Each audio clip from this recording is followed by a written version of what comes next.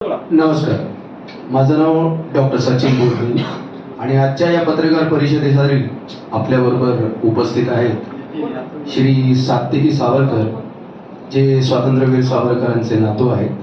त्याचबरोबर त्यांचे वकील श्री संग्राम कोल्हटकर आणि जोशी साहेब. आज खरं तर या पत्रकार परिषदेचा हेतू हा आहे की स्वातंत्र्यवीर असल्यापासून ते आजपर्यंत स्वातंत्र्यवीरांच्या बाबतीत जस्टिस डिले असंच आपण बघतो आणि जस्टिस डिले जस्टिस डिनाय हेच सत्य आहे. त्याच विषयावरती अनेक पत्रकार अनेक लोक आमच्याशी संपर्क साधत होते की नेमकं हे जस्टिस डिनाईड जे काही चाललेलं आहे, जस्टिस डिले जे काही होत आहे, याच्यावरती कोणीतरी भाष्य करावं, कोणीतरी आम्हाला त्याच्याबद्दल माहिती द्यावी. आणि त्यासाठीच आज आपल्याबरोबर स्वतः सात्विकी सावरकर इकडे आलेले आहेत आणि ते या विषयावरती त्यांच्या वकिलांबरोबर या विषयावरती प्रकाश टाकतील. तर विलंब न करता आम्ही हा माईक त्यांच्याकडे देत आहे. नमस्कार. आजची पत्रकार परिषद ही चित्रपटाच्या प्रचारासाठी नाही, तर ती स्वातंत्र्यवीर सावरकरांच्या बाजूने आम्ही जो काही अभियोग लढत आहोत त्याबद्दल आहे. सावरकर हे नाव सगळ्यांना चिरपरिचित आहे. ते त्यांच्या क्रांतिकार्यामुळे, याच क्रांतिकार्यामुळे त्यांना 2 जन्मठेपींची शिक्षा झाली होती आणि भारतापासून दूर त्यांना अंदमानमध्ये पाठवलं होतं. एखाद्या बंदीवानाला जे प्राथमिक अधिकार असतात तेही त्यांना नाकारले गेले. उलट चोर दरोडेखोरांना जी शिक्षा देण्यात येते कठोरतम त्या शिक्षा त्यांना देण्यात आल्या.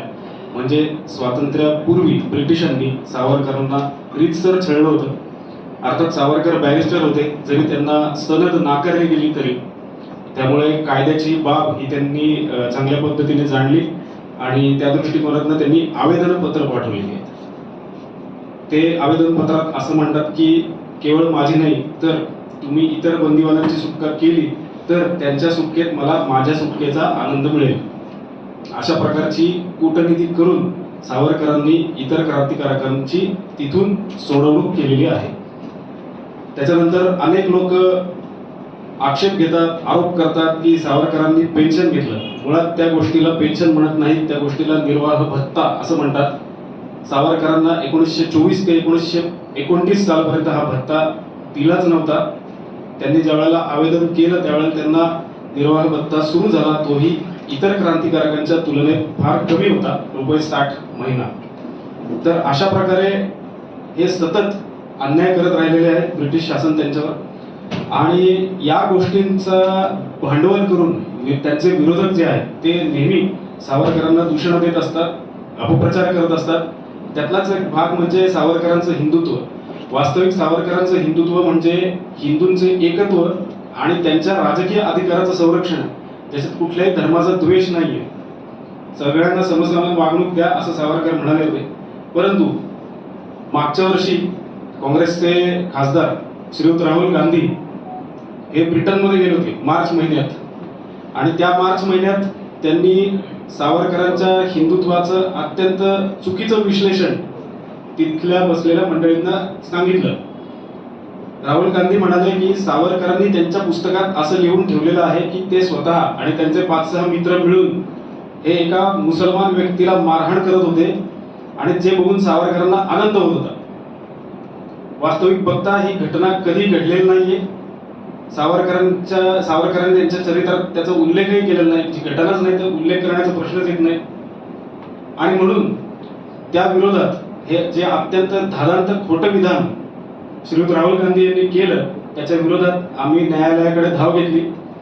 मागच्या वर्षी आम्ही तिकडे तक्रार दाखल केलेली आहे पुण्यात शिवाजीनगर कोर्टात, कोर्ट क्रमांक 4 मध्ये. आणि त्या दिवसापासून ती हळूहळू पुढे सरकते. आता तपास जो आहे तो कलम 202 अंतर्गत पोलिसांकडे आहे. आणि आम्हाला असं लक्षात आलं की त्या बाबतीत थोडी दिरंगाई होते आहे. तर ही दिरंगाई नक्की का होते आहे? पोलिसांवर कोणाचा दबाव आहे का? जे पुरावे पोलीस तपासत आहेत ते पुरावे ज्यांच्याकडे आहेत जसे की YouTube वाहिनी आहे ते त्याला टाळमटाळ करतायत हे मला माहीत नाही. हा प्रश्न आहे माझ्या पुढे की एवढी दिरंगाई का होते आहे. वास्तविक पाहता तपास लवकर व्हावा अशी माझी इच्छा आहे. कारण का जर तपास लवकर झाला, सावरकरांना न्याय मिळाला तर हे जे सगळे आरोप त्यांच्यावर होत आहेत हे आरोप करणाऱ्यांची तोंड बंद होतील. त्याच्यामुळे मला न्याय हवाय लवकर. केसची जी तांत्रिक बाजू आहे ती माझे वकील आपल्याला आता इथून पुढे समजावून सांगतील. नमस्कार, मी ॲडव्होकेट कोल्हटकर. सत्यकेजींनी आणि डॉक्टर साहेबांनी आता आपल्याला पार्श्वभूमी सांगितली, मी त्यावर त्यात आपला वेळ घेत नाही. आपण न्यायालयामध्ये दावा दाखल करून साधारणपणे 1 वर्ष झालेलं आहे. 1 वर्षामध्ये प्रगती फक्त अशी आहे की कंप्लेनंट तक्रारदारांचं स्टेटमेंट आणि त्यांच्या 2 साक्षीदारांचं स्टेटमेंट एवढंच फक्त झालेलं आहे. साधारणपणे वर्षाचा कालावधी उलटून गेलेला आहे. यामध्ये आता 202 CRPC अन्वये पोलिसांकडे हा तपास म्हणजे तांत्रिक बाबींचा देण्यात आलेला आहे. पोलीस आता यूट्यूब या विषयावर खोलात जाऊन तपास करत आहेत. खरं तर यूट्यूबची जी लिंक आहे, यूट्यूबच्या बाबतचे सर्व पुरावे आहेत हे आम्ही Indian evidence act, information and technology act अन्वये सर्टिफिकेट अन्वये आम्ही दाखल केलेले आहे. म्हणजे शपथपत्र दाखल करून त्या बाबीचा पुरावा किंवा त्या बाबीची जे काय तपासणी हे पोलीस का करतात हा एक भाग आलाहिदा, म्हणजे ह्याबाबत आम्ही काय सांगू शकत नाही. हा भाग थोडासा तुमच्या मार्फत जर त्यांचे जे कोण वरिष्ठ आहेत किंवा जो काही विभाग आहे या विभागाने आपल्या कनिष्ठाला विचारावं की नेमकं चाललंय काय. आता याच्यामध्ये थोडंसं असं दिसून येतंय की विरोधी म्हणजे ज्यांच्या विरुद्ध सात्यकी सावरकरांनी केस केलेली आहे या व्यक्तीचं वलय बघता पोलीस सरळ सरळ याच्या टाळाटाळ करतात. कारण फक्त यूट्यूबच्या तपासावर ही केस अवलंबून नाहीये, तर आम्ही ह्या बरोबरीनं वर्तमानपत्राची कात्रणही दिली की जी उपलब्ध आहे.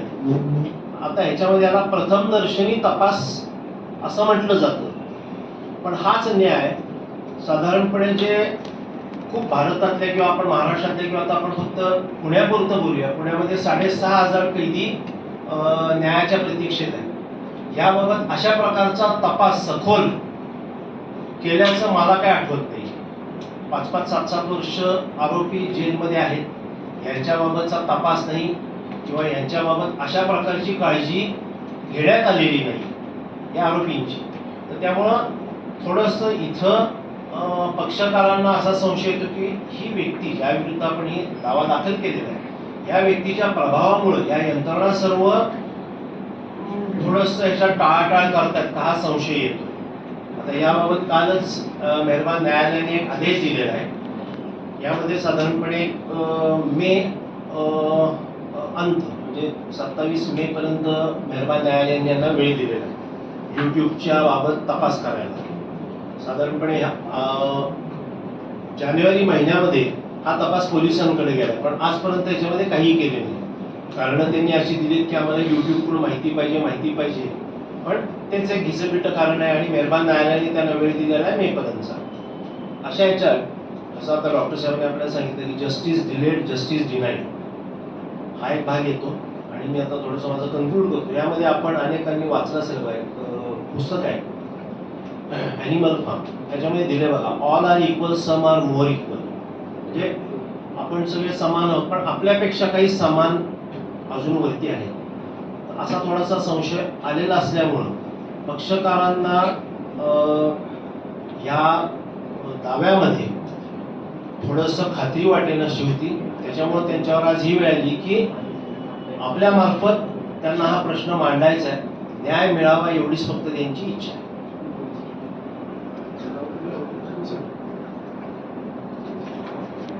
आपल्यापैकी कुणाला काही प्रश्न असतील तर आपण ते आता घेऊ शकतो. कोणत्या पोलीस स्टेशनकडे तपास आहे? हा विश्रामबाग पोलीस स्टेशन. आणि आपण विचार म्हणून सांगतो, याआधी त्यांना शोकॉज नोटीस काढलेली आहे. याच न्यायालयाने शोकॉज नोटीस काढली. शोकॉजला त्यांनी उत्तर न देता मुदतवाढ मागितली आणि न्यायालयाने ती त्यांना ग्रांट केलेली आहे.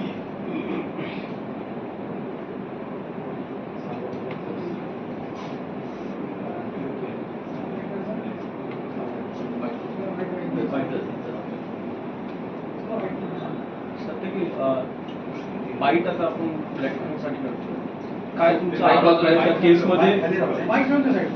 त्या केसमध्ये तुमचा काय आरोप आहे? डिमांड आणि तुमची डिमांड काय डिमांड काय? मुळात आरोप असा आहे की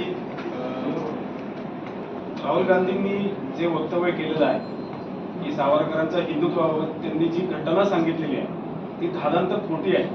अशी घटना कधीही त्यांच्या आयुष्यात घडलेली नाही. त्यांनी या प्रसंगाचं वर्णन त्यांनी लिहिलेल्या पुस्तकात केलेलं नाही.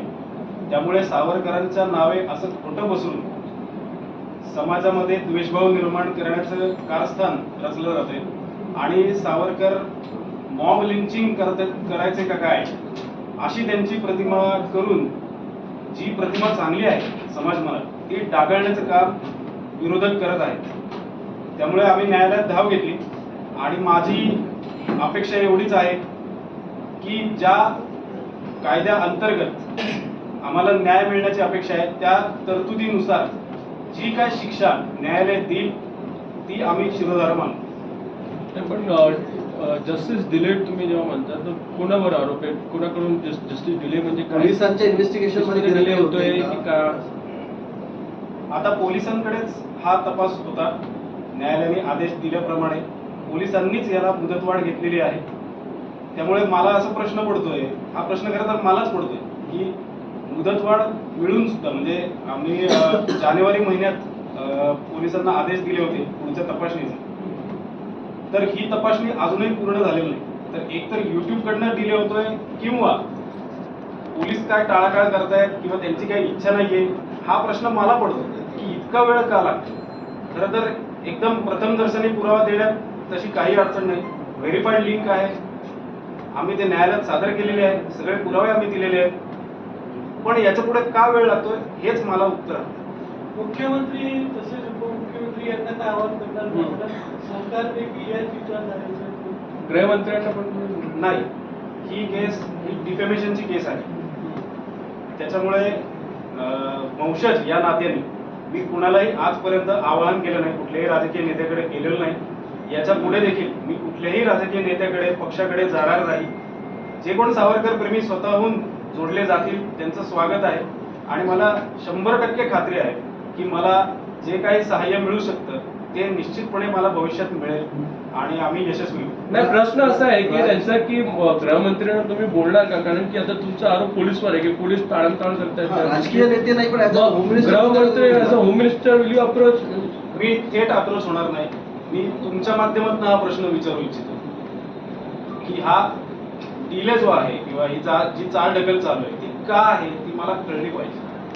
ही चालढकल तुम्ही म्हणता की पोलिसांकडून चालू आहे, पण सत्तेत आता सरकारचं तुमच्याच विचारांचं त्यांचे संपर्क नाही. मला माहिती नाही कोणाकडनं चालढकल होते, ती का होते हे मला माहिती आहे. एकतर ती युट्यूब रिस्पॉन्स देत नाही त्यांना की ती लिंक व्हेरीफाईड नाही का पोलिसांनी अजून विचारणा केलेली नाही. कारण न्यायालयात त्यांनी देताना असं सांगितलं की आम्ही वारंवार फॉलोअप घेतला युट्यूबकडे, पण त्यांचं काही उत्तर आलेलं नाही. त्याच्यामुळे मला निश्चित काय माहिती नाही. जोपर्यंत मला खात्री नाही तोपर्यंत मी कुठल्याही मंत्र्याकडे किंवा कुठल्याही नेत्याकडे कोर्टाकडनं काही विचारणा आपण आपल्या मार्फत काही पिटिशन करून कोर्टाला का पोलीस डिले करतात अशा प्रकारचं काही हे झालंय करणार. त्याच्यामध्ये न्यायालय हे न्यायालयामध्ये येणारे पुरावे साक्षी पुरावे बघणार.